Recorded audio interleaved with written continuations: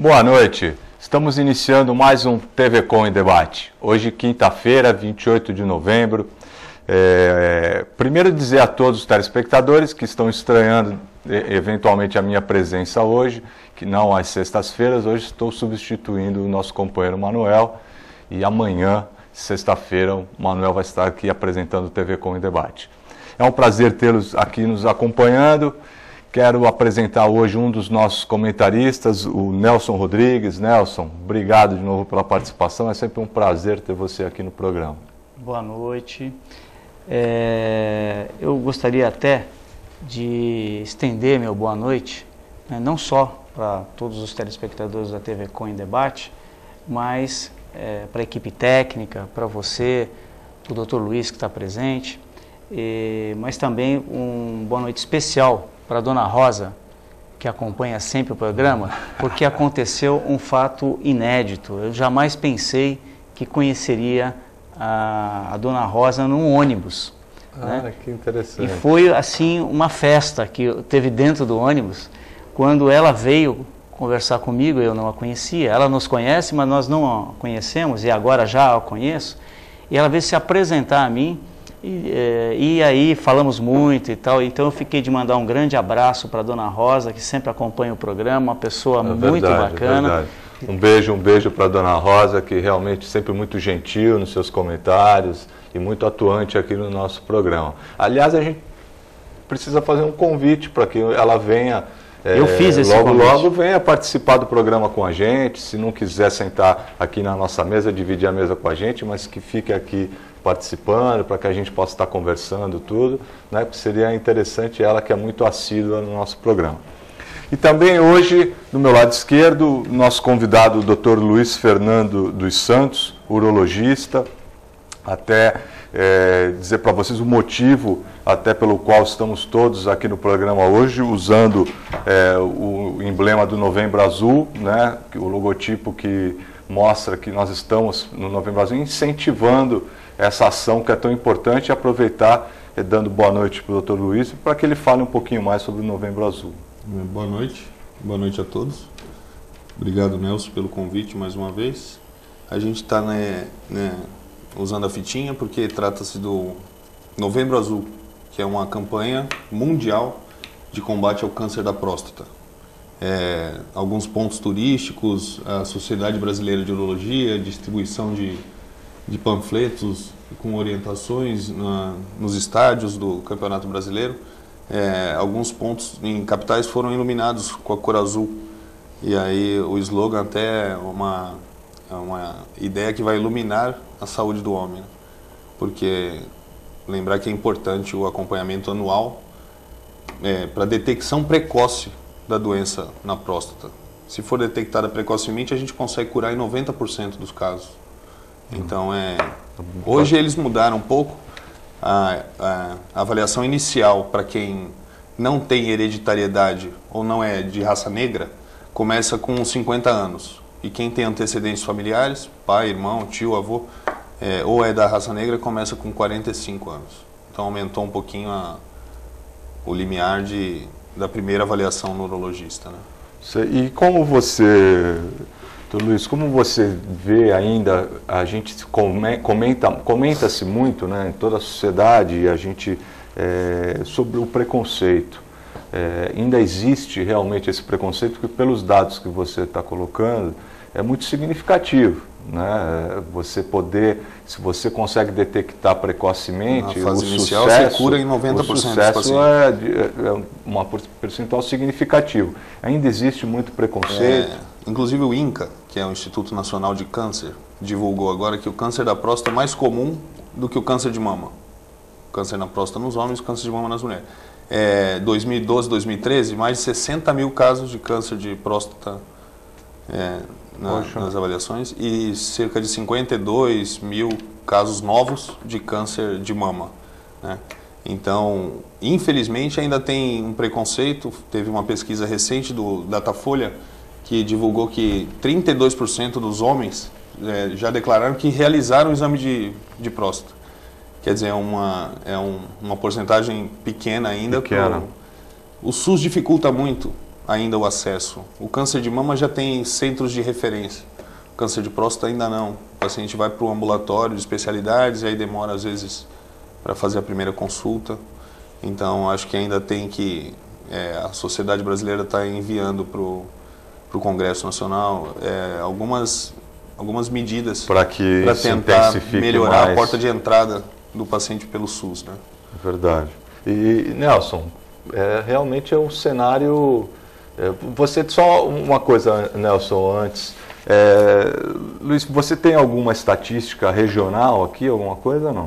Aqui na Baixada Santista a gente tem uma estatística assim, de neoplasia avançada, porque tem aqueles pacientes que o urologista pode tratar e os pacientes que o oncologista tem que fazer um acompanhamento multidisciplinar. Cerca de 30% dos pacientes que são atendidos pelo SUS aqui já são detectados com câncer de próstata avançado. Pô. Que aí já tem que ter um tratamento não curativo, mas paliativo. Nelson, não é brincadeira. Espero que o nosso telespectador aproveite essa oportunidade.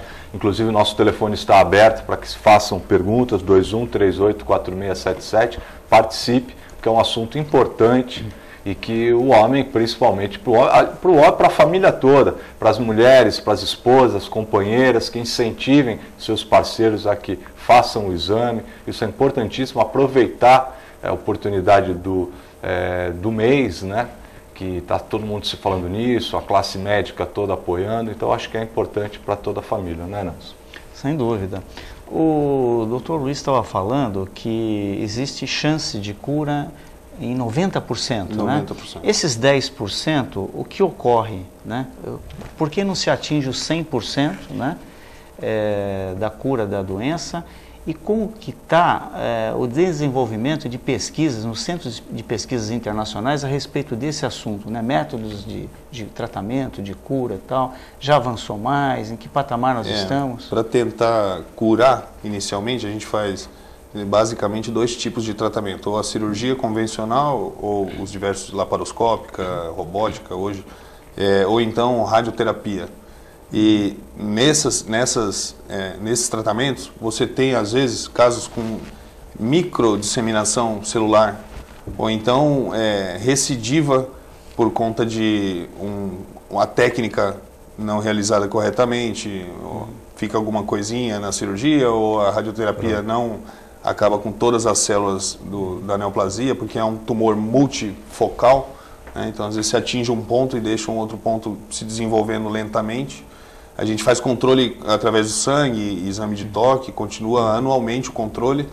E hoje em dia se baseia muito pelos valores, PSA, o toque, idade do paciente, para que você opte ou pelo tratamento curativo, adicionando um tratamento coadjuvante, um tratamento suplementar. Por exemplo, você vai fazer uma cirurgia, mas dependendo do paciente, você pode, depois da cirurgia, fazer uma radioterapia no local, para que, se você não conseguiu remover tudo, você tentar com a quimioterapia, a radioterapia depois auxiliar para alcançar o que possivelmente pode ter ficado lá. Então, hoje em dia, eles estão associando muito mais de um tipo de tratamento. É por isso que está atingindo uma grande porcentagem de cura, né? Quando o tumor está restrito na glândula da próstata. Aí, retirando essa glândula, você consegue que não haja uma disseminação. Inicialmente, sim. Inicialmente, sim. Mas é necessário retirar a próstata? Nem sempre. Nem sempre. Nem sempre. Hoje tem a radioterapia, a melhor é a radioterapia conformacional, que é feita localizada na próstata mesmo, e a radioterapia convencional externa, que é feito com o paciente, não é introduzido localmente na próstata. Lógico que a conformacional tem muito menos conforto para o paciente, muito menos efeito colateral, reação do tratamento propriamente, né? E conforme o Nelson estava falando, eu também fiquei curioso a esse ponto. Como é que andam as pesquisas, os centros de referência, assim, as pesquisas com relação ao... Hoje em dia o melhor centro ainda é São Paulo, no Hospital das Clínicas, professor Miguel Sluge, que é o urologista que a gente procura até seguir as orientações, e lá ele tem desenvolvido, inclusive internacionalmente, pesquisas a respeito do tratamento. Já tem várias técnicas. Isso às vezes por um lado é bom, mas por outro não é tão bom. Se tem várias técnicas, então significa que nem todas funcionam ainda tão bem assim. Se fossem menos técnicas, talvez seria maior. Mas os estudos não param. Por isso que eles até agora, os últimos estudos mostraram que você pode aumentar um pouco a idade para iniciar a detecção precoce, né? Antigamente era 40 anos para quem tinha antecedente e era negro e 45 para a população geral. Hoje aumentou 5 anos para cada um, então, porque mostra que quando você detecta é mais na faixa etária de 50 a 60 anos. Então o importante é ir anualmente, fazer o exame anualmente. E aí, como que assim a percepção que nós temos, assim, por exemplo, existe uma preocupação muito grande, problema hereditário, né? Você já tem um histórico na família, tudo. Que outros fatores ou associação de fatores que possam estimular o surgimento desse câncer? Os fatores mais... Existe alguma... Existe. Pacientes com obesos têm mais probabilidade de ter o câncer da próstata. Alimentação muito gordurosa, falta de fruta, legume, relações sexuais. Tem uma pesquisa interessante, até curiosa, que se o homem tem mais de 21 ejaculações por mês, ele consegue reduzir 33% a chance de ter um câncer na próstata. Então, por isso que eu sempre digo, a prática leva à perfeição. Brincadeira. Mas aí também você já pode saber que você vai morrer, né? Mas estão avançando as pesquisas e a conscientização é que é importante. Existe uma incidência maior? Cada parente que você tem na família, tipo pai, irmão, tio, avô, consanguíneo, você aumenta de 30% a 35% a chance de ter em relação a quem não tem antecedente familiar.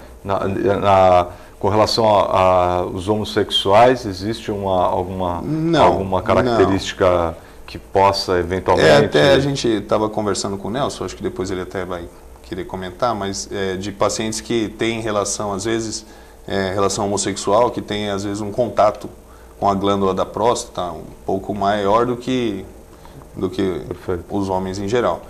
Se isso poderia criar algum problema mais significativo. Ele comentou de um estudo, de uma pesquisa agora que ele viu de disseminação com pacientes que têm problema cardíaco. Você quer falar? Eu vi um vídeo de uma palestra sobre esse assunto que me chamou a atenção. Que nessa palestra era uma médica que falava a esse respeito, e ela dizia que homens homossexuais que se relacionavam tinham mais propensão a desenvolver a disseminação de bactérias, e também no choque da relação com a glândula da próstata, isso poderia disseminar uma série de doenças. Inclusive ela tinha uma estatística dizendo que um bom percentual de homossexuais tinha problemas cardiopáticos, né? E ela fez uma correlação entre uma coisa e outra, né? E aí surgiu essa dúvida aqui antes do início do programa, até perguntei para o Dr. Luiz para saber essa relação direta entre uma coisa e outra, né? O que a gente tem realmente é pacientes cardiopatas que associadamente tem uma infecção na próstata bacteriana, e pelo estímulo, pela massagem na glândula, pode cair para a corrente sanguínea, uma arritmia, uma taquicardia, outra cardiopatia. Você pode ter uma pericardite, uma contaminação bacteriana no coração, mas que vai levar assim a cardiopatia ou a doença maligna da próstata, a gente não. Mas isso eu achei importante, essa informação, porque se alguns homens, né, que têm uma opção sexual, seja homossexual, e que identifique que tenha problemas cardiovasculares, ele vai ter que se preocupar em relação às relações que ele tem com o seu parceiro. Exatamente. Né? Isso é uma informação nova para mim, né? E nova acho que para o público todo que está assistindo o programa. e que de grande valia, porque é importante não só ir ao urologista, tem que ir no cardiologista Também, né? também. Para poder ver a relação entre uma coisa e outra. Então, achei extremamente importante. Aliás, só o fato do Dr. Luiz estar aqui e falar sobre essa questão do Novembro Azul, eu acho que é significativo aqui para a emissora e para o telespectador, porque eu acho que a gente tem que intensificar isso, porque realmente nós, homens, temos uma cultura que realmente é um pouco avessa, né? Foi disseminado na nossa cultura que isso não seria adequado, a gente não se sente confortável em ter que conviver com essa situação de fazer um exame da próstata. Mas em relação a uma exposição pessoal, e o homem sempre, de uma certa forma, culturalmente, sempre foi mais reservado do que a mulher, porque a mulher desde pequena, a mãe ensina, leva a menina a fazer exames periódicos, né? E o homem não tem essa cultura. E ele é mais reservado, por incrível que pareça, ele é mais reservado que a mulher no campo da saúde, né? Então nós temos esse fator de dificuldade, né? De modo geral, né? O homem tem até dentista. Você vê que é difícil, às vezes a pessoa está com uma dor, aquela coisa brasileira. É a cultura da prevenção. Até de se automedicar. Exato. Você imagina então o tabu da próstata, Exatamente. ter que ir se submeter ao exame da próstata. Então é uma coisa cultural que eu acho que a gente precisa se preocupar em quebrar isso, né? Conscientizar, modificar, né? Para que isso aconteça. E aproveitar essa iniciativa do Novembro Azul, por exemplo, para fomentar isso, fomentar a informação, né? Eu acho importantíssimo isso. Existe alguma atividade especial do Novembro Azul, alguma atividade para a população, assim, que a gente possa estar divulgando? Ainda dá tempo de fazer alguma coisa? Tem sim. Eles vão, acho que, colocar no vídeo a página do Facebook da Sociedade Brasileira de Urologia, que lá vai ter orientação para a população com relação ao combate do câncer da próstata. E foram distribuídos panfletos e a iluminação, a divulgação. No Congresso Nacional teve, dia 4 de novembro, uma homenagem à campanha de orientação à sociedade brasileira pela orientação prestada. Uma conscientização que já vem desde 2012, mundial, e que acho que vai continuar e com certeza vai melhorar mais, melhora tudo. Que nem você falou da família. O processo do tratamento de uma doença dessa envolve muita gente. O médico, o paciente, os familiares. Então é um processo que desgasta bastante. Então o ideal é detectar precocemente, para que a gente tenha a chance de fazer alguma coisa. Agora, iniciou em 2012, né? Isso. Você estava dizendo. É até uma coisa extremamente recente, né? Deveria ter... Em 2004 teve uma campanha que a Ana Maria Braga também foi garota propaganda, né? E depois em 2005, se eu não me engano, o Tony Ramos, que também apareceu. Aí depois só mais campanhas regionais. Aqui em Santos, sempre, anualmente, tem ali pelo ambulatório de especialidades. Dr. Felisberto Serra, que é o chefe lá da urologia, que geralmente faz anualmente uma semana de campanha de exames da próstata, coleta de material, coleta de sangue. Mas essa campanha mundial, tem inclusive do Outubro Rosa, né? E tem para câncer infantil também, cor amarelinha, para as crianças. Então, acho que é importante. Interessante mesmo. Deixa eu só entrar nas perguntas aqui, Nelson. Depois a gente já fala. Paulo Sérgio do Boqueirão. Paulo, um abraço, obrigado pela participação. Para o Dr. Luiz, em uma alteração da próstata e posteriormente uma radioterapia, o homem perde a potência sexual ou somente a ejaculação? Todos os tipos de tratamento para a doença maligna da próstata vão ter efeitos colaterais direcionados à ejaculação, à ereção, a capacidade às vezes, de evacuar, de urinar até mesmo, por conta do procedimento cirúrgico. A cirurgia tem 8%, um pouco menos hoje em dia, de incidência de incontinência urinária. O paciente que faz o tratamento cirúrgico. A radioterapia é um pouco menos, dependendo qual dela? Ou a radioterapia externa é um pouco mais, a radioterapia conformacional, o índice é menor. Mas a complicação da disfunção erétil, hoje em dia, já está mais fácil de ser tratada, por conta desses estimulantes sexuais, inibidores da 5-fosfodiesterase, que é aquele sildenafila, tadalafila, aquela medicação que hoje em dia você usa para paciente que tem um certo grau de disfunção, depois de uma avaliação, tudo. Então, quer dizer, isso em relação ao tratamento de uma doença que faz o paciente sofrer no final da sua vida, é muito mais importante você pensar, às vezes, na sua mulher, nos seus filhos e esquecer um pouco da ereção. É lógico que o médico vai aliviar sempre. Curar é Deus que ajuda a gente. Mas aliviar tem remédio para tudo. Então dá para a gente ajudar. Perfeito. E o Adalberto do Boqueirão, um abraço para o Adalberto também. Tenho 62 anos e fiz o exame antígeno prostático, específico total, PSA, ACP. O resultado deu 1,420. Isso quer dizer alguma coisa? Ainda não retornei ao médico.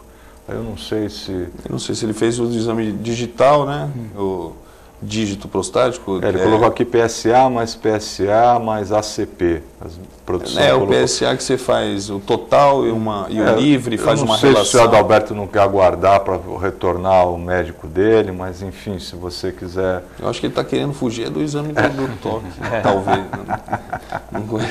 É verdade, mas... Adalberto? Está querendo fugir? Mas e aí, o que você acha? Deu 1,420.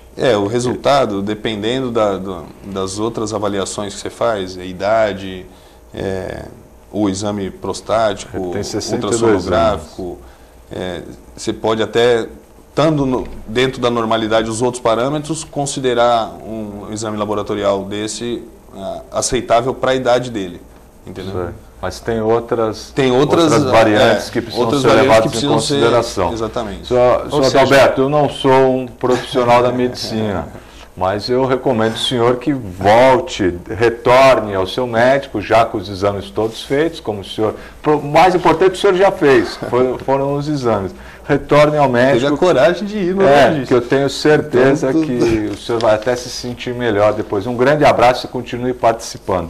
E aos nossos outros telespectadores, também tenham alguma dúvida, que liguem para nós, aproveitem a presença do Dr. Luiz aqui, 2138-4677, tire sua dúvida, faça sua pergunta, participe, fique com a gente. Fala, Nelson. Não, eu queria entrar num assunto que não é um assunto muito confortável, né, para se conversar com o médico, como um profissional, né, que é a questão da indústria farmacêutica, né?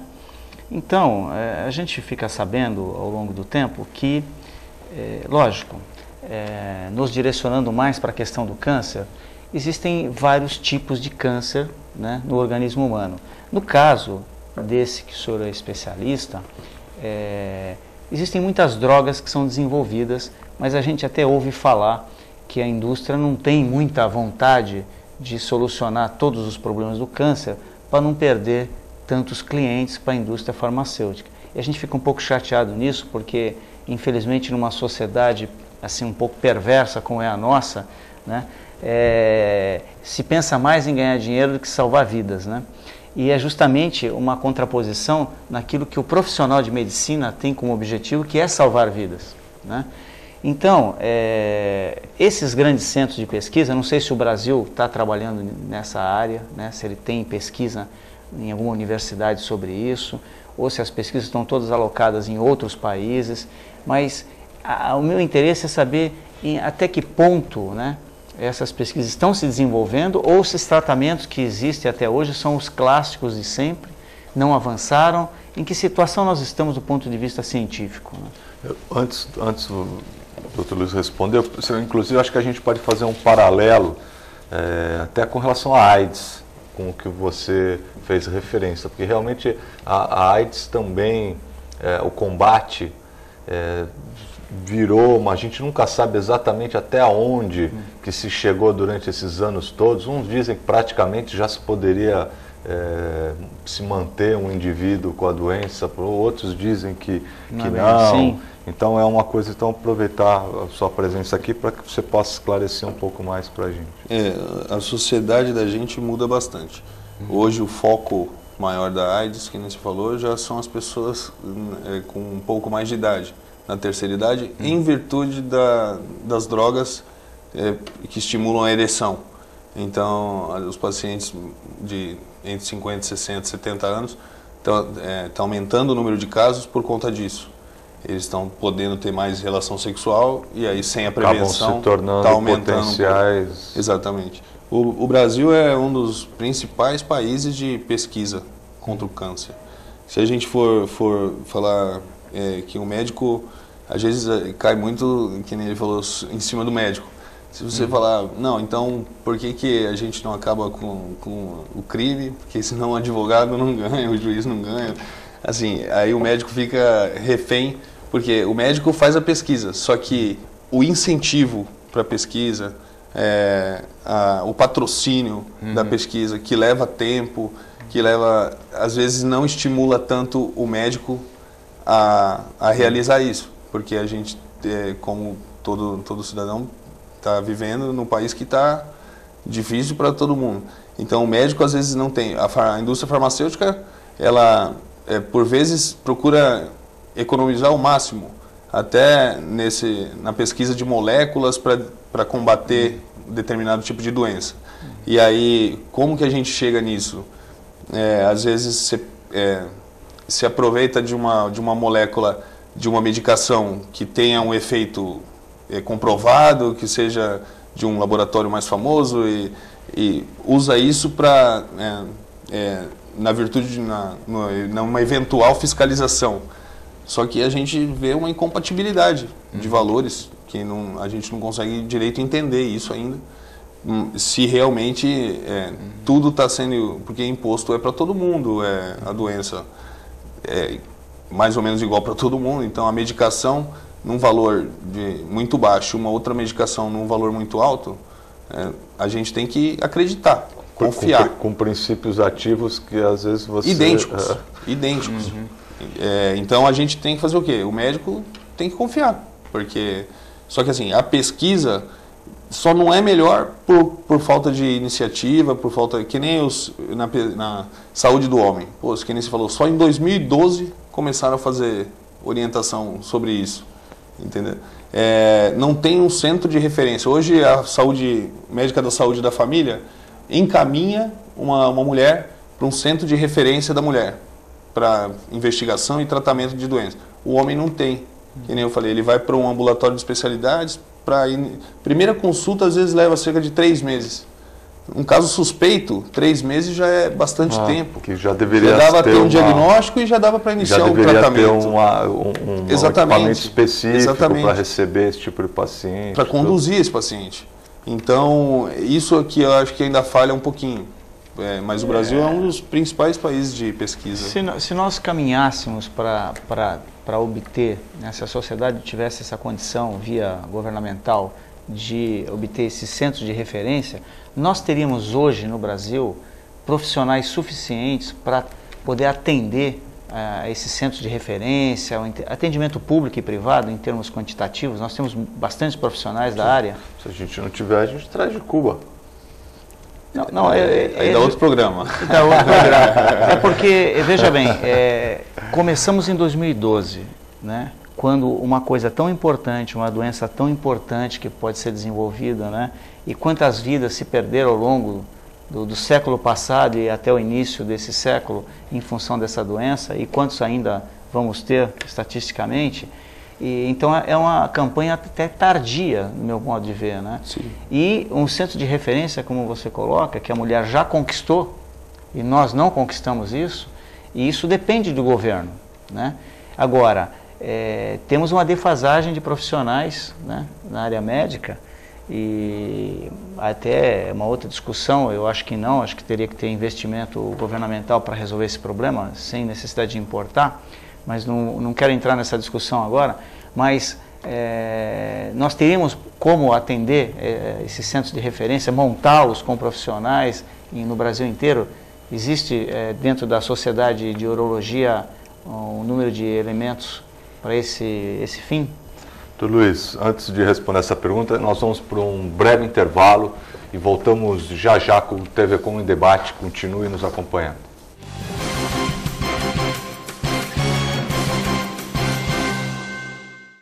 Todos os dias aqui na TV Com, a partir da meia-noite, o jornalista Pedro Alcântara leva até você as festas mais badaladas da Baixada Santista e Grande São Paulo. Eventos culturais e artísticos em entrevistas descontraídas e inteligentes. Oferecimento de Fratelli Fato, Rua Tolentino Filgueiras, 77, Santos. E WhatsApp Santos, há 10 anos formando craques no inglês, no Gonzaga, Ponta da Praia e agora também em São Vicente.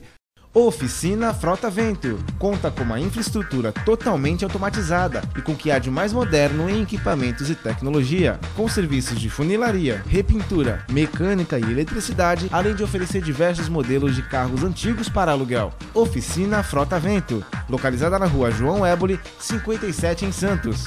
Telefone 3223-2969 ou 3221-4853. Oficina Frota Vento.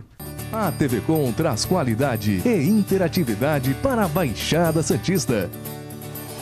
Estamos no canal 11 no sistema digital e canal 18 analógico, transmitindo pela net para as cidades de Santos, São Vicente e Praia Grande, atingindo mais de 150 mil assinantes. Em nosso site você acessa a TV Online, que em conjunto com as mídias sociais auxiliam na divulgação da nossa programação. Segundo pesquisa do Instituto IPAT, somos a segunda emissora local mais assistida na Baixada Santista. Nos preocupamos constantemente com a qualidade de nossas produções. Por isso, investimos em equipamentos e profissionais qualificados. Nosso estúdio é, sem dúvida, um dos mais bem equipados da região. São mais de 40 metros quadrados de tecnologia. Nossa programação conta com os mais variados conteúdos, formando uma grade com quase 50 programas. TV Com, sempre com você.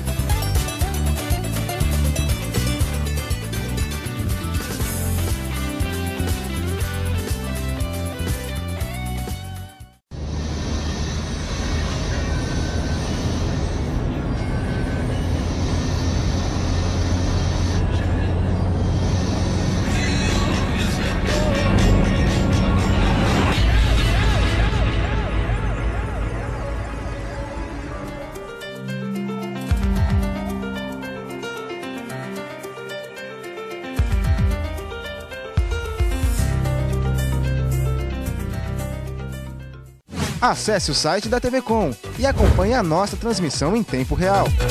Fique por dentro da nossa programação. TV Com, interagindo com você.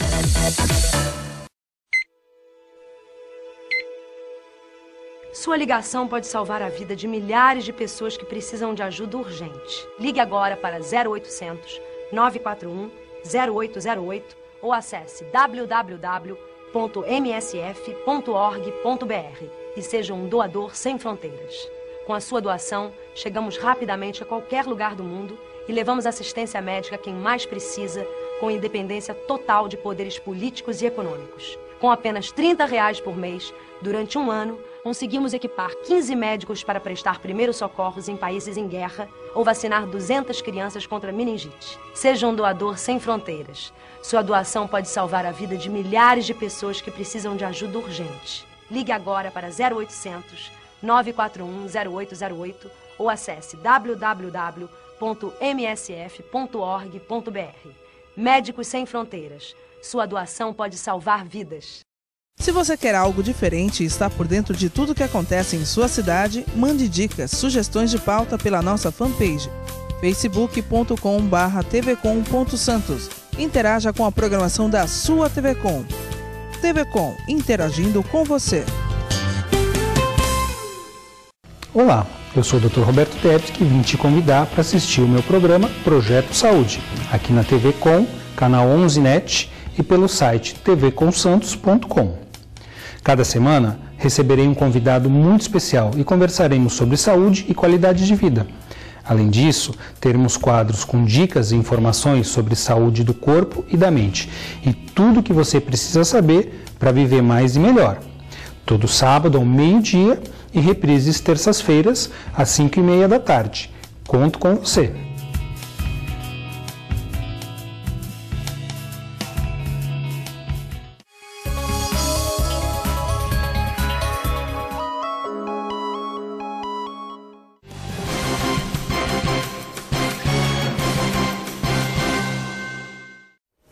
Olá, estamos voltando com o nosso TVCom em Debate.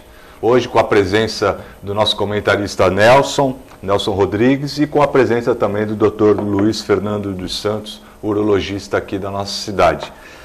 Antes do intervalo, o Nelson tinha feito uma pergunta ao Dr. Luiz com relação à capacidade dos nossos médicos, né, em quantidade, tudo se nós teríamos profissionais em quantidade suficiente caso o governo adotasse medidas, como já foi adotado no caso do câncer de mama, de equipamentos de saúde voltados exclusivamente a esse atendimento. Qual a sua opinião a respeito disso, doutor Luiz? Eu acho assim, não que esteja tudo certo, nem que esteja tudo errado, mas falta um pouco mais de incentivo para isso, hospital-escola, que nem a gente estava conversando. Para quê? Para que profissionalize mais o médico, para que incentive mais, para que dê melhor condição. Aqui em Santos, a gente tem uma população na cidade que a gente considera que é obrigado a ter um médico para cada 100 habitantes. Santos, no estado de São Paulo, é a cidade que mais tem médico. Você chega a 2 ou 2, poucos médicos para cada 100 habitantes. Quer dizer, e onde está essa população de médicos? Talvez eles não estão se sujeitando ou não estão conseguindo exercer tá faltando aquele incentivo, com profissionalismo e com a melhor qualidade a medicina. Então aí você vai às vezes atender para não conseguir fazer e ainda sofrer pressão da sociedade ou mesmo do governo, então é difícil. Achar um médico que esteja interessado nisso, porque ajudar faz parte da medicina, auxiliar, atender,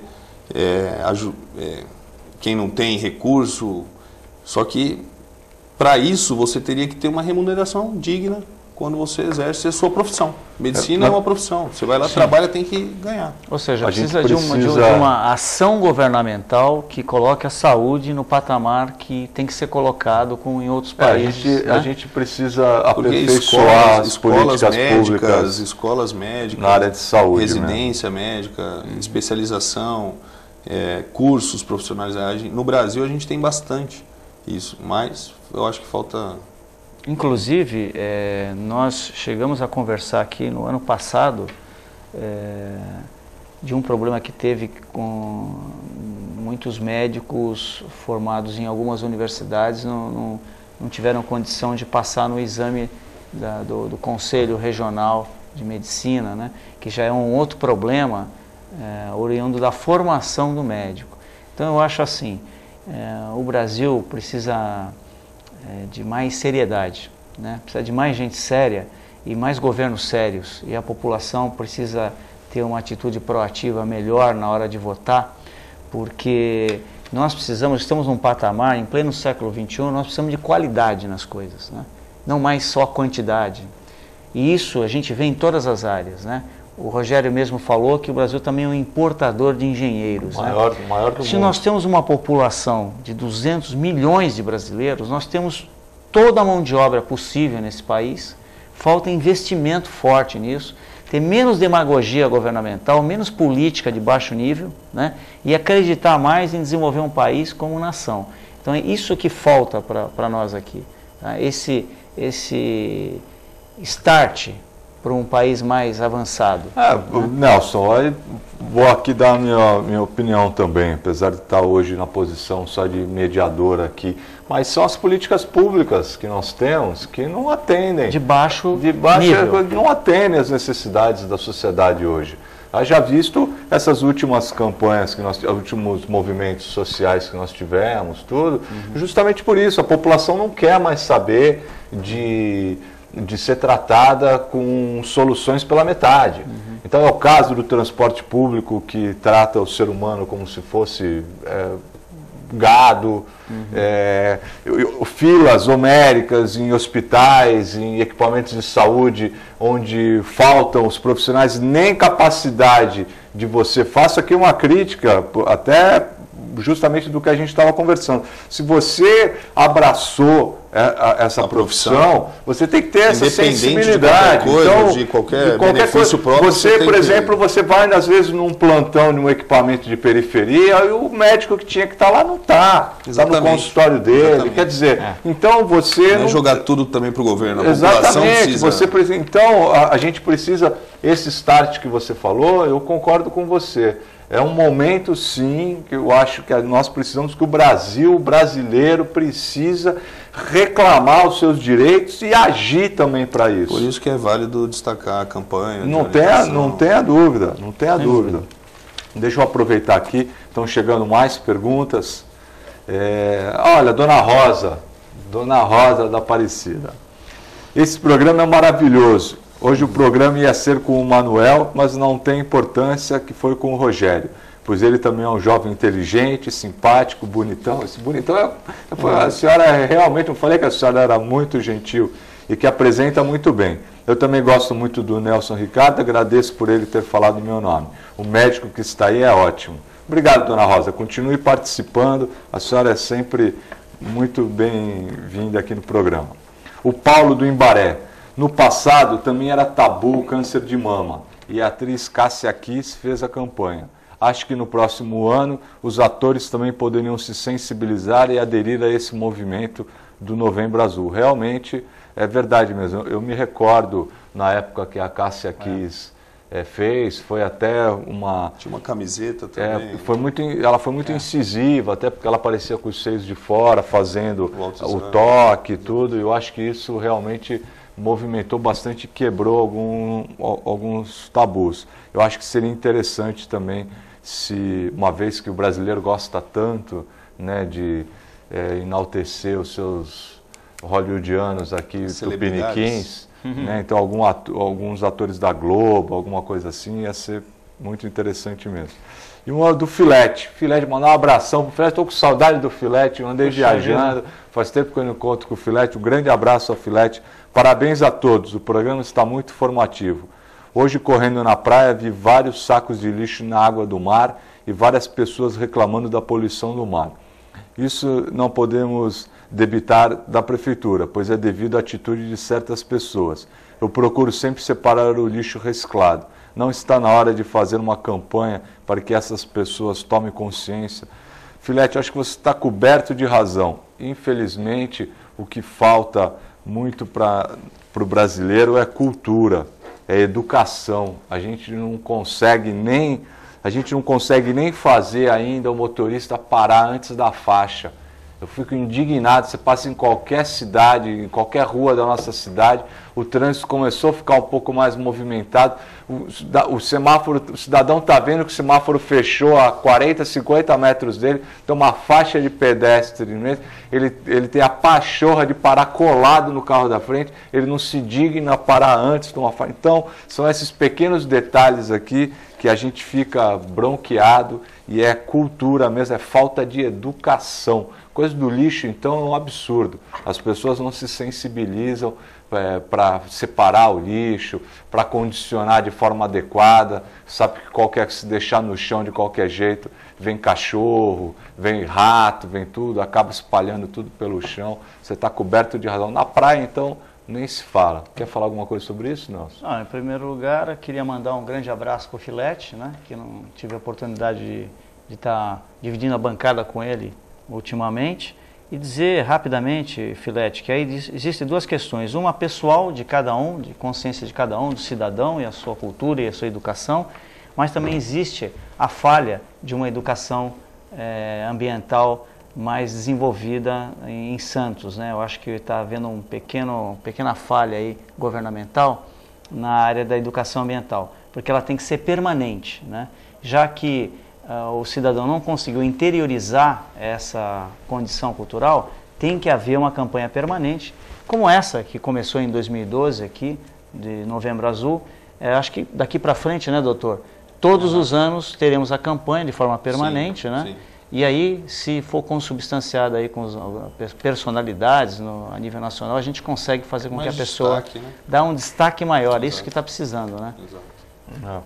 E outra coisa, eu acho que também você tocou já no que a gente estava conversando sobre educação, e esses movimentos e campanhas, tudo deveriam inclusive começar na escola, né, Nelson? Principalmente com relação a essa consciência do lixo, do que fazer com o lixo, diminuir a quantidade de lixo gerado, a preocupação com o destino dado a todo tipo de lixo, seja ele doméstico, hospitalar, os resíduos sólidos da construção civil, enfim, ter essa consciência de que você, quando aperta a descarga ou quando coloca um saquinho de lixo, esse lixo ele não vai desaparecer como um passe de mágica, ele vai para algum lugar. Sim. Então, eu acho importante essa conscientização.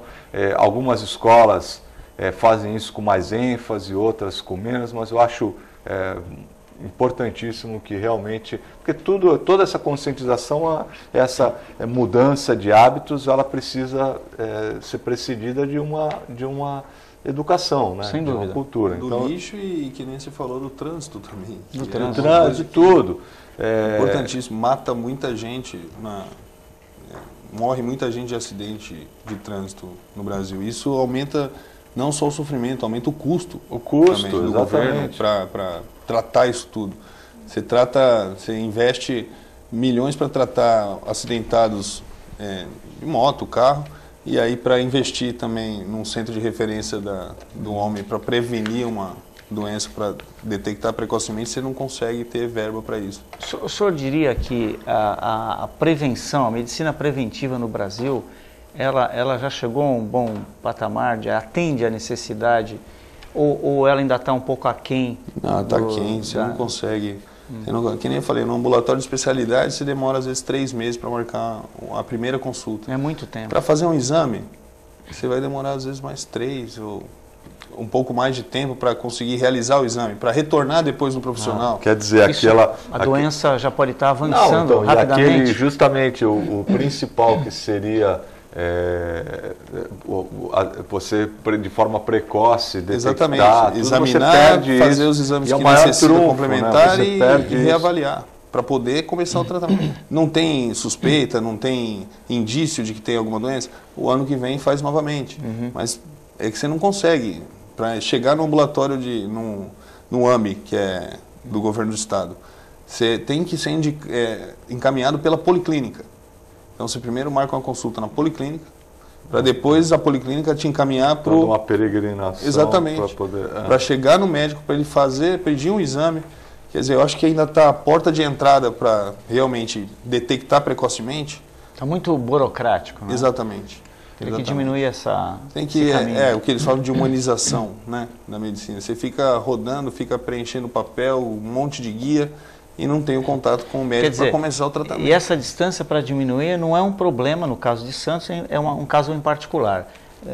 Para diminuir essa distância não é um problema da quantidade de médicos, mas é um problema do gerenciamento, da gestão. Eu acredito até que da saúde. A estrutura toda muito pesada, né? Até a gente tem um ambulatório médico de especialidades na cidade, que você tem condição. Por que não melhorar esse atendimento? Não, você vai lá no ambulatório de médicos de especialidade, tudo bem, tem o AMI, mas 3 meses para marcar num, 3 meses para marcar no outro. Se tivesse que nem as técnicas, você tem um monte de técnica, mas nenhuma é tão boa para... Você tem um monte de lugar para ser atendido, várias policlínicas, tudo. Só que você não tem um investimento bom. Onde que o paciente do SUS vai ser operado? Às vezes na Santa Casa, que a Santa Casa restringe um pouco por causa da remuneração do SUS, que fica de cada R$14, a Santa Casa perde 3 ou 4 em déficit, né, do que ela gasta. Ela gasta R$14, 3 ou 4 reais é o que o SUS dá de verba. Então, no Guilherme Alva, no outro hospital, quer dizer, você não tem uma melhora na estrutura ou no direcionamento, encaminhamento, que seja, não, você passou aqui, você precisa fazer isso, você vai lá. Não, você tem que fazer dar uma volta toda para conseguir. Então, realmente, em outras palavras, é investimento que precisa para... Eu acredito que sim. Para poder dar essa qualidade, né? Investimento de pessoas sérias no que tem que ser investido realmente. Né? Perfeito. Voltando, vamos voltar às nossas perguntas aqui. Agora as perguntas não param de chegar, ainda bem, significa que o programa está sendo bem assistido e todo mundo participando. Fernando da Pompeia, um abraço para o Fernando. Para o Dr. Luiz, ele está fazendo uma pergunta. Essa doença do câncer existe antes de Cristo? Eu acho que antes de Cristo não tinha médico para detectar a doença, mas não dá para te falar isso. Agora a gente eu não consigo, eu não tenho esse dado não. Não deve ter nenhum registro. Os primeiros registros históricos da medicina foi bem depois disso, né? Não, claro. A prática médica mas foi... já no século XIX... Eu acho que ficava difícil, né? Fica difícil com os registros existentes. Hoje você dizer se era determinada patologia ou outra, acho que não tinha direcionamento de médico, de engenheiro, não tinha as especialidades. Fernando, vamos ficar devendo essa com mais detalhes. O Antônio do Campo Grande. Para o Dr. Luiz também, por favor, o doutor poderia falar os contatos dele, ou se ele não puder falar, o Nelson poderia postar no Facebook? Pode sim, doutor, fica à vontade, passar os seus contatos. Seus contatos. A gente atende no consultório, na Avenida Conselheiro Nébias, número 580, no conjunto 72.